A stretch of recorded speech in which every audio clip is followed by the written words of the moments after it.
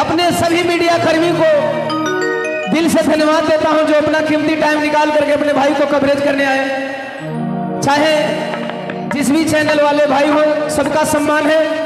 और एक माला मेरे तरफ से आए हुए तमाम हमारे क्षेत्र के माता पिता, दादा दादी, चाचा चाची, भैया भौजी के सम्मान में, मतदाताओं के सम्मान में मैं दोनों हाथ से माला आप लोगों को डाल रहा हूं। आप लोग ताली बजा करके खुद का सम्मान करेंगे और मोहनिया विधानसभा का सम्मान।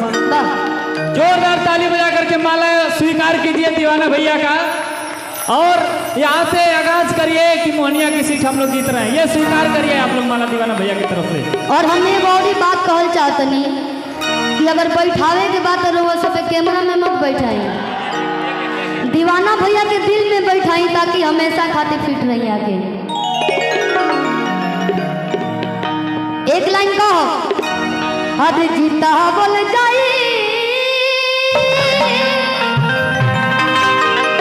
जीता बोल जाई। कैसे?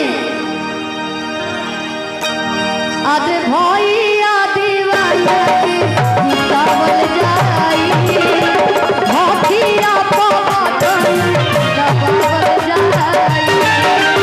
भैया दीवाना के जीता बोल जाई, हाथिया पवन दबा बोल जाई।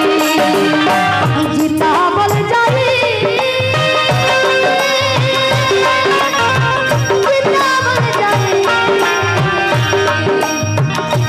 सब लोग मिल के गाई, खाली कैमरा में कैद मत करिए आप लोग।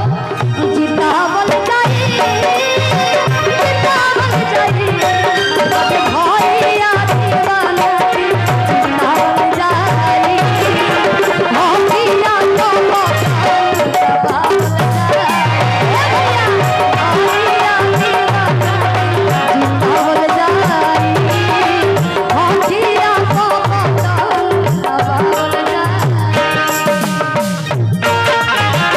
आवश्यक सूचना, पटना मोड़ पे लक्ष्मी मैरिज हॉल के बगल में बैंक वर्टेक्स होटल है।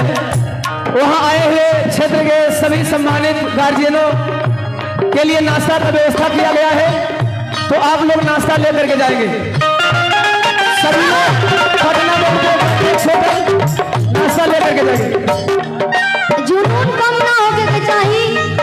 आज से चालू हो गई बाटे नॉमिनेशन के दिन से चालू हो गई बात लास्ट दिन तक, जबले भैया के विजयी कोई ना हमनी के